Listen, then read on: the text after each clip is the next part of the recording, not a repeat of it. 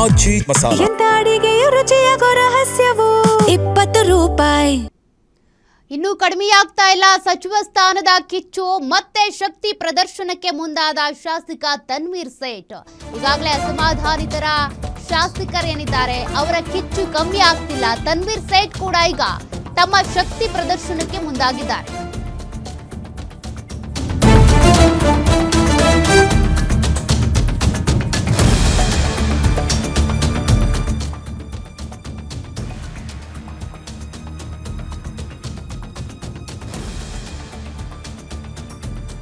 ಮೈಸೂರು ಬೆಂಗಳೂರು ದಶಪಥ ಹೆದ್ದಾರಿಯಲ್ಲಿ ಪ್ರೊಟೆಸ್ಟ್ಗೆ ಮುಂದಾಗಿರೋದು ತನ್ವೀರ್ ಸೇಠ್ ಸಾಹೇಬ್ರಿಗೆ ಸಚಿವ ಸ್ಥಾನ ಕೊಡಬೇಕು ಅಂತೇಳಿ ಆಗ್ರಹಿಸಿದ್ದಾರೆ.